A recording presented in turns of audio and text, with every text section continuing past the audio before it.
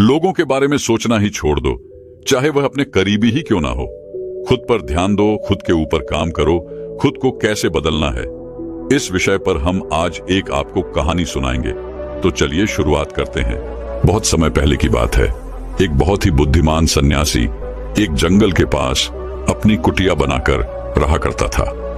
जो भी उनके पास अपनी समस्या लेकर आता, वह बहुत ही बुद्धिमानी से उसकी समस्या का समाधान निकाल देते। एक दिन वह वहीं पास के ही एक गांव में भिक्षाटन के लिए गए। जब वो भिक्षा मांगकर वापस लौट रहे थे, तो रास्ते में उन्हें एक युवा व्यक्ति ने रोक लिया और कहा, मैंने सुना है कि आप किसी भी समस्या को बड़ी बुद्धिमानी से सुलझा देते हैं। हालांकि मुझे तो ज्यादा विश्वास नहीं कि आप मेरी इस जटिल समस्या को सुलझा पाएंगे, लेकिन मैंने लोगों से आपकी बुद्धिमानी के बहुत से किस्से सुन रखे हैं।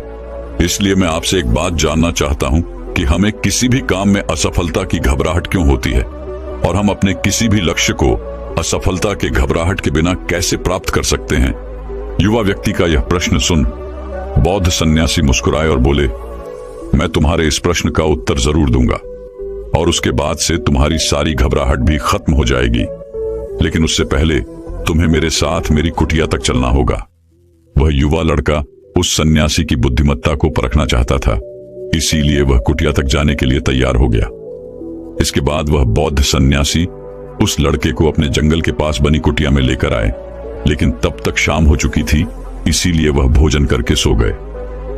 अगले दिन जब वह उठे, तो बुद्धिमान सन्यासी ने उस लड़के से कहा, चलो आज मैं तुम्हें जंगल की सैर करा के लाता हूं। और वह दोनों जंगल की तरफ निकल पड़े। कुछ देर बाद बुद्धिमान सन्यासी ने उस लड़के को एक गुफा दिखाई और कहा, चलो मैं तुम्हें उस गुफा की सैर कराता हूं। लड़के ने कहा, हाँ चलिए, मुझे भी जंगल की गुफा देखने की काफी दिनों से इच्छा थी। इसके बाद वे दोनों गुफा के अंदर चले गए। गुफा के अंदर काफी अंधेरा था, लेकिन थोड़ी देर बाद बौद्ध सन्यासी चुपके से गुफा से बाहर निकल आए और उस गुफा के द्वार को बाहर से बंद कर दिया। उस लड़के ने गुफा के भीतर से बहुत आवाज दी कि मुनिवर कहाँ हैं आप, कहाँ चले गए, मुझे जवाब क्यों नहीं दे रहे। लेकिन बहुत देर तक कोई जवाब न मिलने के बाद वह घबरा गया और घबराकर गुफा के द्वार की तरफ भागा। जैसे ही वह गुफा की प्रवेश द्वार पर पहुंचा, वह हैरान रह गया। यह क्या, यहां तो किसी ने गुफा के द्वार को बाहर से बंद कर दिया है। अब मैं बाहर कैसे निकलूंगा। अब वह अकेले अकेले उस अंधेरी गुफा में काफी भयभीत और परेशान हो गया। वह सोचने लगा कि कहीं उस सन्यासी ने उसे मारने की योजना तो नहीं बनाई थी। अब वह गुफा में इधर उधर घूमकर बाहर निकलने का रास्ता ढूंढने लगा। वह गुफा में काफी देर तक इधर उधर भटकता रहा, लेकिन उसे बाहर निकलने का कोई रास्ता नहीं मिला। अब उसे जोरों की प्यास और भूख भी लग रही थी, इसीलिए वह शांत होकर एक जगह बैठ गया। तभी उसे एक सुरंग से सूर्य की रोशनी आती हुई दिखाई दी, और उस रोशनी आने वाली सुरंग तक पहुंचना बहुत ही कठिन था, क्योंकि चारों तरफ बस अंधेरा ही अंधेरा था, और वह सुरंग भी काफी ऊंचाई पर थी। पर फिर भी वह तुरंत उठा और अपनी सारी भूख प्यास को भूलकर अपना सारा ध्यान उस गुफा से बाहर निकलने पर लगा दिया। काफी मेहनत और प्रयास करने के बाद वह उस सूर्य की रोशनी आने वाली सुरंग तक पहुंच गया, और कुछ दूर तक उस सुरंग में ही ऊपर चढ़ता गया। तभी अचानक उसे वह सन्यासी हाथ आगे बढ़ाता हुआ दिखाई दिया। वह लड़का झट से उस सन्यासी का हाथ पकड़कर बाहर आ गया, और बाहर निकलते ही उस सन्यासी को गुस्से से चिल्लाकर कहा, मुनिवर आप पागल हो गए हैं। आप मुझे अंधेरी गुफा में अकेले छोड़कर आ गए। आपको पता है मैं कितना भयभीत हो गया था और मुझे कितने जोरों की प्यास लगी है। उस सन्यासी ने मुस्कुराते हुए उसे पानी दिया और कहा, अब मेरी बातों को ध्यान से सुनना। तुम इस गुफा के बाहर सिर्फ 2 कारणों की वजह से निकल पाए, जिसने तुम्हें इस गुफा से बाहर निकलने के लिए मजबूर किया। पहला कारण, क्योंकि तुम्हें जोरों की प्यास और भूख लगी थी, और दूसरा कारण, तुम्हें वहां घुटन महसूस हो रही थी, क्योंकि तुम्हें मित्रों और परिवार वालों के साथ रहने की आदत पड़ चुकी है। अब मैं तुम्हें 2 मुख्य कारण बताता हूं, जिसकी वजह से तुम इस गुफा से बाहर निकल पाए। पहला कारण, क्योंकि तुम्हारे साथ वहां यह कहने के लिए लोग नहीं थे कि इतने अंधेरे में इतनी ऊंचाई पर तुम उस सुरंग तक कैसे पहुंच पाओगे, ये तो असंभव है।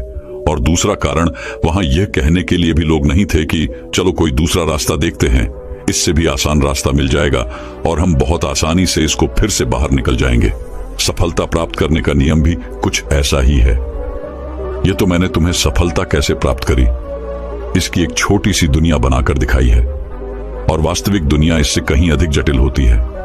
वहां हमें सलाह देने के लिए बहुत से फालतू लोग मिल जाते हैं जो खुद तो कुछ कर नहीं पाए, लेकिन हमें ज्ञान देंगे कि यह मत करो, यह बहुत कठिन है, यह तुमसे ना हो पाएगा, इससे अच्छा तो तुम वह काम कर लो, उसमें तुम्हें निश्चित रूप से सफलता मिल जाएगी। और ऐसे ही वह हमारे दिमाग को भटका कर चले जाते हैं और हमें खुद पर संदेह होने लगता है। सफलता ना मिलने का एक बड़ा कारण यह भी है कि सफलता प्राप्त करने की प्रक्रिया बहुत लंबी होती है, और यहाँ जब हमारा मन घंटों घंटों में बदल जाता है तो फिर लक्ष्य प्राप्ति के महीनों और सालों के प्रयास में ही हमारा मन क्यों नहीं बदलेगा। हमारा मन बदल ही जाता है और हम उस रास्ते को छोड़कर अलग अलग राष्ट्रीय अपनाने लगते हैं। गौतम बुद्ध अक्सर अपने शिष्यों से कहा करते थे कि परेशानियां हमें तभी दिखती हैं जब हमारा ध्यान हमारे लक्ष्य पर नहीं होता, और यह बात 100% सही है। जैसे जब एक तीरंदाज तीर मारने वाला होता है तो वह अपनी एक आंख को बंद कर लेता है और दूसरी आंख से सिर्फ लक्ष्य को देखता है, तब जाकर वह अपने लक्ष्य को भेद पाता है। ठीक इसी प्रकार हमें सफलता का डर तभी लगता है जब हमारा ध्यान अपने लक्ष्य पर न होकर रास्ते पर आने वाली कठिनाइयों पर होता है। तुम इस गुफा से बाहर इसीलिए निकल पाए क्योंकि तुम्हें गुफा के अंदर सुरंग से आने वाली रोशनी के अलावा और कुछ दिखाई नहीं पड़ रहा था। अगर उस गुफा के अंदर प्रकाश होता तो तुम वहां के बड़े बड़े गड्ढों और कीड़े मकोड़ों को देखकर डर जाते और वहीं भटकते रह जाते। इसीलिए अपना सारा ध्यान केवल अपने लक्ष्य पर टिकाए रखो और आसपास क्या हो रहा है, लोग क्या बोल रहे हैं, उस पर ध्यान देना बंद कर दो। तुम्हारे मित्र और रिश्तेदार क्या कर रहे हैं, उन्हें सफलता मिली कि नहीं, ये सब देखना बंद कर दो और केवल खुद के काम पर ध्यान दो। फिर देखना कि जब तुम्हारा समय आएगा तो लोग खड़े होकर तुम्हारे लिए तालियां बजाएंगे। और इतना कहकर वह बुद्धिमान सन्यासी मौन हो गए। उस युवा लड़के ने कहा, मुनिवर, आपने तो आज मेरी आंखें ही खोल दी। आपने कही हर एक बात में ही मुझे बुद्धिमानी नजर आई। आप सच में बहुत बुद्धिमान हैं, इसीलिए सभी आपको बुद्धिमानी का लोहा मानते हैं। मैं आपको वचन देता हूं कि आज से मैं मेरे मन को कभी भी असफलता के डर से नहीं सताऊंगा। मैं अपना पूरा ध्यान सिर्फ अपने काम पर लगाऊंगा और जल्दी ही एक सफल व्यक्ति बनकर दिखाऊंगा। इतना कहकर उस लड़के ने बुद्धिमान सन्यासी का धन्यवाद किया और वापस अपने गांव चला गया। तो दोस्तों, चलिए इसके बाद की इससे भी अच्छी कहानी की शुरुआत करते हैं। पुराने समय की बात है। नगर में रहने वाला सबल नाम का एक लड़का अपनी जिंदगी से बहुत निराश था। उसकी निराशा का कारण यह था कि वह अब तक कुछ भी नहीं कर रहा था। उसके माँ बाप उसे ताने मारते कि तेरे सारे मित्र कुछ न कुछ कर रहे हैं, लेकिन तू अभी भी घर में ही बैठा हुआ है। मित्रों के बीच भी अक्सर उसका मजाक ही बनता। वह कहीं जाता तो लोग उससे पूछते कि क्या कर रहे हो। उसे यह बताने में बड़ी शर्म आती कि अभी वह कुछ भी नहीं कर रहा।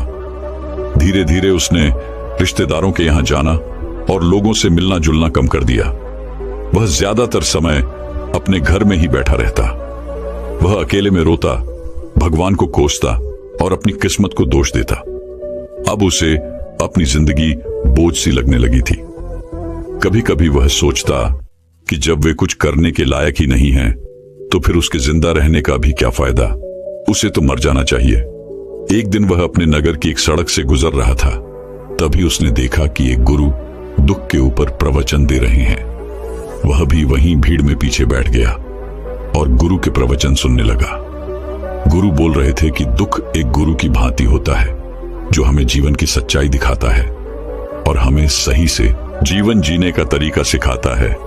आप चाहें तो अपने दुख रूपी गुरु से जीवन जीना भी सीख सकते हैं और चाहें तो उस दुख में डूबकर बैठकर रो भी सकते हैं।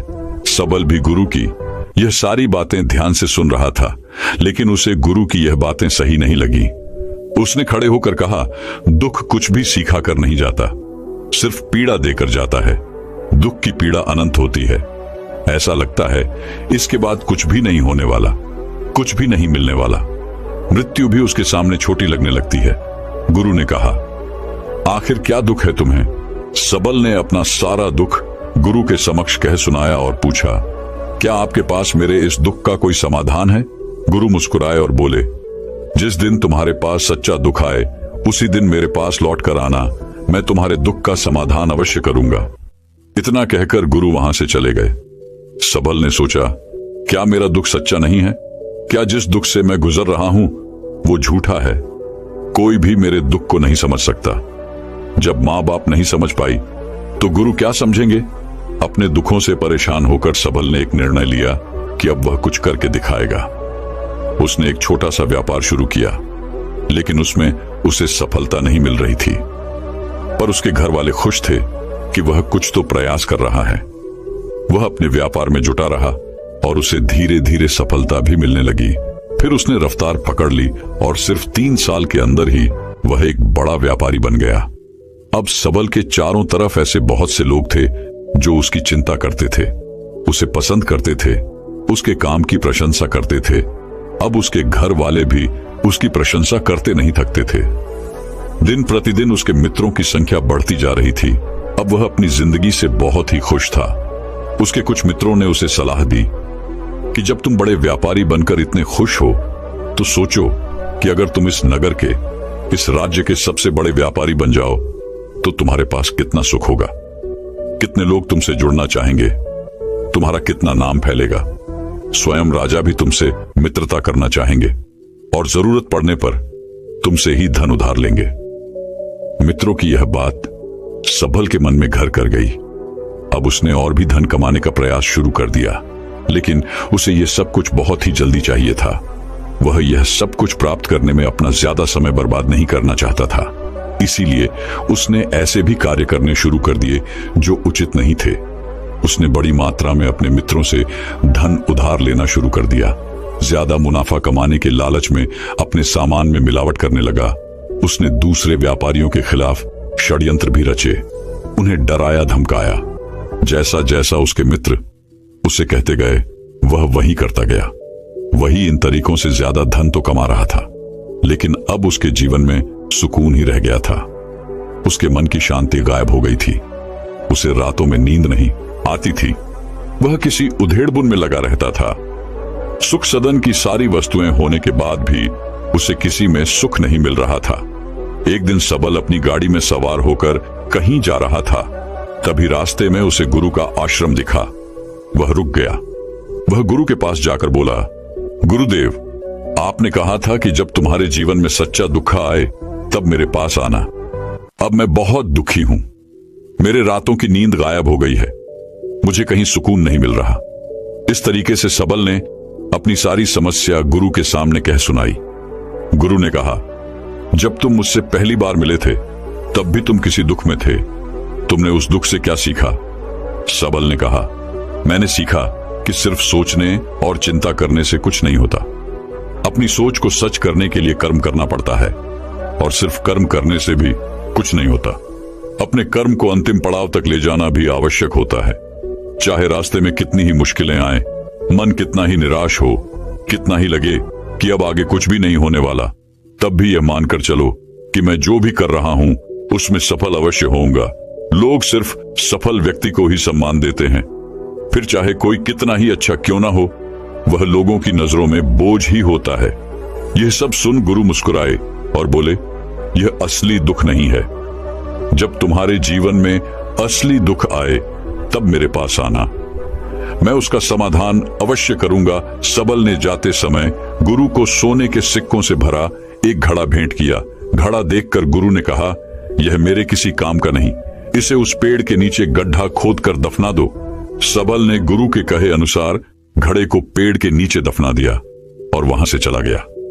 कुछ दिनों तक तो व्यापार अच्छी तरक्की कर रहा था, लेकिन गलत व्यापार की वजह से ही धीरे धीरे उस व्यापार में घाटा होने लगा। उसकी सारी धन संपदा धीरे धीरे खत्म होने लगी और एक दिन ऐसा आया जब उसके पास कुछ भी नहीं बचा और वह कर्जे से भर चुका था। लेकिन वह निश्चिंत था क्योंकि उसने सारा कर्ज अपने मित्रों से ही लिया था। वह सोचता था कि उसके मित्र बुरे समय में उसका साथ देंगे, लेकिन ऐसा कुछ भी नहीं हुआ। बुरा समय आते ही मित्रों ने ही सबसे पहले अपना उधार मांगना शुरू किया और उधार वापस न करने पर जान से मारने की धमकी भी दी। उसके शुभ चिंतक, उसे चाहने वाले सब उससे दूर हो गए। उसके वो मित्र जो उसके साथ मौज मस्ती किया करते थे अब उससे दूर भागने लगे। उसके परिवार वाले उसे उसकी गलतियां और कमियां गिनाने लगे। उसकी सारी संपत्ति नीलाम हो गई और उसके पास कुछ भी नहीं बचा। उसने अपने पिता से सहायता मांगी तो पिता ने कहा, मेरे पास यह थोड़ी सी ही संपत्ति है, अगर मैं यह भी तुम्हें दे दूंगा तो तुम्हारी मां को कहां रखूंगा? यह संपत्ति ही हमारा आखिरी सहारा है। सबल के भीतर बहुत गहरा दुख था। उसके आसपास ऐसा कोई भी नहीं था जो उसके दुख को समझ सके, उसे संभाल सके। लोगों से मिले इस धोखे और विश्वासघात की वजह से ही वह अंदर तक टूट गया। उसे लगने लगा, अब जीने का क्या मतलब? अब तो मृत्यु ही एकमात्र सहारा है, वह आत्महत्या करने। एक पहाड़ी की तरफ जा रहा था कि तभी उसे याद आया, गुरु ने कहा था, जब तुम्हारे जीवन में असली दुख आए तब मेरे पास आना। सबल गुरु के पास गया और अपना सारा दुख कह सुनाया। वह आंखों में आंसू भरकर बोला, मेरे इस दुख का समाधान कीजिए गुरुदेव। गुरु ने कहा, जब तुम्हारे जीवन में असली दुख आए तब मेरे पास आना, मैं उसका समाधान अवश्य करूंगा। सबल ने कहा, अभी जो मेरे जीवन में घट रहा है वह दुख नहीं है। आखिर असली दुख होता क्या है गुरुदेव? गुरु ने कहा, सबसे पहले तुम यह बताओ कि तुमने अपने इस दुख से क्या सीखा?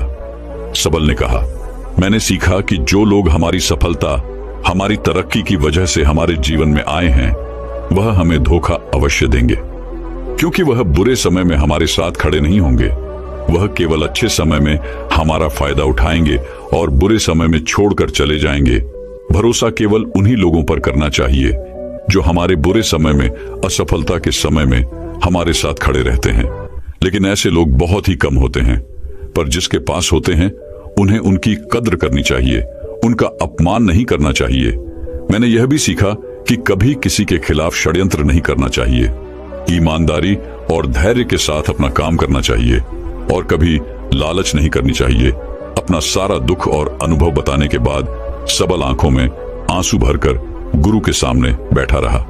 थोड़ी देर बाद गुरु उठे और उस पेड़ के नीचे गड्ढा खोदकर वह घड़ा बाहर निकाला जो सोने के सिक्कों से भरा हुआ था और उस सबल को दे दिया और कहा, जब तुम्हारे जीवन में असली दुख आए तब मेरे पास आना। सबल ने गुरु को धन्यवाद दिया और उन्हें प्रणाम कर वहां से चला गया।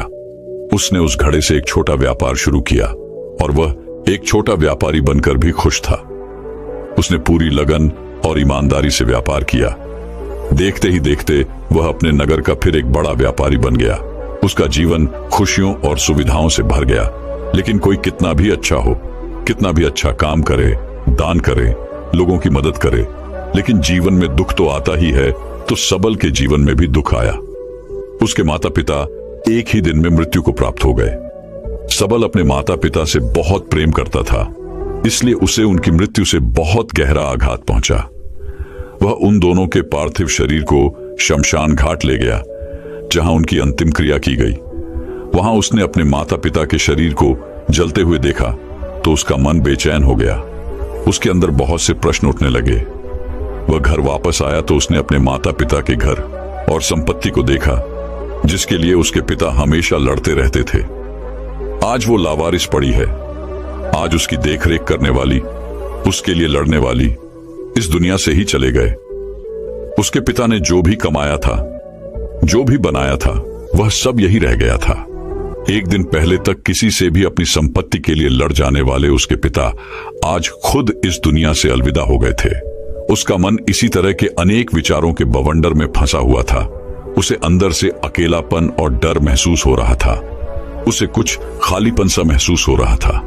उसे लग रहा था कुछ तो है जिसे वो समझ नहीं पा रहा। इसीलिए वो गुरु के पास गया। उसे देखते ही गुरु ने कहा, क्या जीवन में कोई दुख है? सबल ने कहा, वैसे तो जीवन में कोई दुख नहीं है गुरुदेव, सब सुख है, सब अच्छा चल रहा है। लेकिन आज मेरे माता पिता की मृत्यु हो गई। इस घटना से मेरा मन बहुत दुखी और बेचैन है। गुरु ने कहा, इसमें दुखी होने वाली कौन सी बात है? एक दिन तो सभी के प्रियजनों को मरना ही है। हमेशा जीवित न तो कोई रहा है और न ही कोई रहेगा। एक दिन तो तुम्हें भी मरना ही है। हो सकता है कल ही मर जाओ या आज भी मर सकते हो। सबल ने कहा, यह आप क्या कह रहे हैं गुरुदेव कि मैं भी मर जाऊंगा? पर मैं तो अभी जवान हूं, गुरु ने कहा। इस भ्रम में तो सभी जी रहे हैं कि मृत्यु दूसरों को आती है, बूढ़ों को आती है, लेकिन बूढ़ों के सामने ही जवान मर जाते हैं, बच्चे मर जाते हैं। मृत्यु का किसी की उम्र से कोई संबंध नहीं, यह तो सबको अपना शिकार बना लेती है। गुरु की यह बातें सबल के मन में घर कर गई और वह चुपचाप वहां से चला गया। लेकिन उसका मन अभी बेचैन था, अब भी अशांत था। वह कुछ खालीपन सा महसूस कर रहा था। वह पूरे दिन अपने बारे में ही सोचता रहता कि वह कौन है, इस दुनिया में क्यों आया है, क्या सिर्फ चीजों का प्रयोग करना और मरना ही जीवन का लक्ष्य है। ऐसे ही बहुत से प्रश्न उसके मन में लगातार उठ रहे थे, लेकिन उसे अपने किसी भी प्रश्न का उत्तर नहीं मिल पा रहा था और उसका दुख दिन प्रतिदिन बढ़ता जा रहा था। इसीलिए कुछ दिनों बाद वह फिर गुरु के पास पहुंचा और बोला, गुरुदेव, मैं बहुत दुखी हूं क्योंकि मैं यह नहीं जान पा रहा कि मैं कौन हूं और इस दुनिया में क्यों आया हूं। यह सुन गुरु मुस्कुराए और बोले, आज पहली बार तुम्हारे जीवन में सच्चा दुख पैदा हुआ है।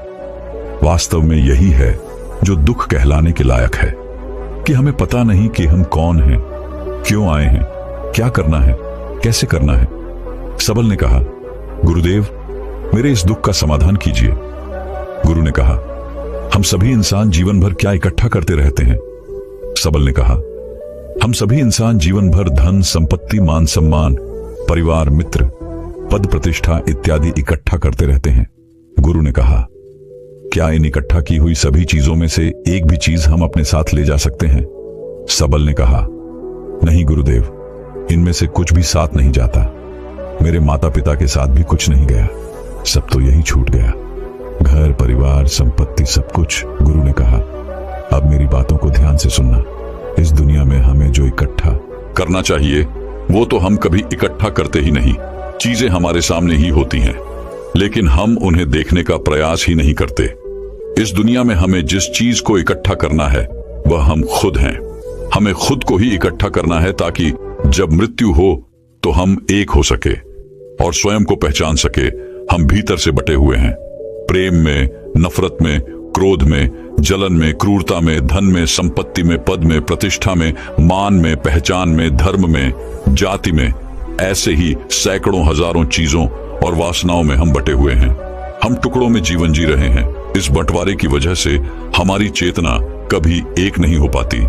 हमारी चेतना शक्ति बिखर गई है, इसलिए हमारे पास इतना भी समय नहीं है, इतनी भी ऊर्जा नहीं है कि हम मुड़कर एक बार अपने भीतर देख सकें।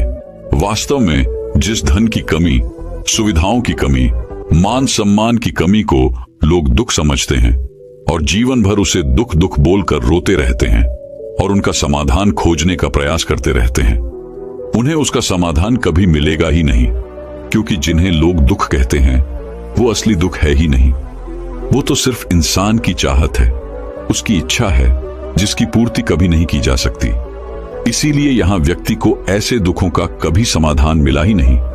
इसीलिए इन सब के ऊपर अगर अपने दुखों का परम समाधान चाहिए तो सबसे पहले अपने आप को इकट्ठा करो, अपनी ऊर्जा को इस संसार से वापस खींचो और एकत्रित करो। अपने ऊपर ध्यान दो, खुद पर ध्यान लगाओ। मृत्यु से पहले ही अपने आप को पहचान लो, ऐसे ही बिखरे हुए मत चलो। सबल ने कहा, तो क्या गुरुदेव, हमें यह संसार छोड़ देना चाहिए? अपनी सभी इच्छाओं को मार देना चाहिए? किसी से प्रेम नहीं करना चाहिए? धन संपत्ति नहीं इकट्ठा करनी चाहिए? मान सम्मान की आशा छोड़ देनी चाहिए? गुरु ने कहा, एक बिखरे हुए मनुष्य के अंदर से कामनाएं, इच्छाएं और वासनाएं ऐसे ही निकलती हैं जैसे पहाड़ से कोई पत्थर गिर रहा हो, जिस पर पहाड़ का कोई नियंत्रण नहीं है, सिवाय देखने, परेशान होने और कुछ होने के। इसी प्रकार एक बिखरे हुए मनुष्य की इच्छाएं अनियंत्रित और दुखदायी होती है। उसका अनियंत्रित मन कुछ भी इच्छाएं और कल्पनाएं करता रहता है और दुखी होता रहता है। लेकिन जब व्यक्ति एकत्रित हो जाता है तो वह जो भी करता है सब उसके नियंत्रण में रहता है। तब इच्छाएं भी उसकी इच्छा से निकलती हैं। सबल ने कहा, गुरुदेव, आपने मेरे सच्चे दुख का समाधान कर दिया। आपका बहुत बहुत धन्यवाद। आज से मैं खुद को एकत्रित करने का प्रयास करूंगा। गुरु ने कहा, मानो शरीर में बहुत ऊर्जा है, बहुत शक्ति है और यह बेकार के कामों में भटक रह गई है, पृथ्वी की चीजों में लगी रहती है। यह ऐसा ही है जैसे कि एक अत्यंत शक्तिशाली मशीन किसी बच्चे के हाथों में दे दी गई हो और वह बिना सोचे समझे, बिना किसी नियंत्रण और जानकारी के बस इसकी शक्ति को कहीं भी बर्बाद कर रहा हो। इसीलिए अपने चेतना की शक्ति पर ध्यान दो और इसे एकत्रित करो। सबल को अपने प्रश्नों का उत्तर मिल चुका था। उसने गुरु का धन्यवाद किया और चुपचाप वहां से चला गया। दोस्तों, मैं उम्मीद करता हूं कि यह कहानी सुनने से आपके जीवन में अच्छे बदलाव आए होंगे। आपको इस वीडियो से क्या सीखने मिला, ये कमेंट करके जरूर बताएं और अपने परिवार, दोस्तों या आपके करीबी इंसान के साथ ये कहानी शेयर करके उन्हें भी इस ज्ञान से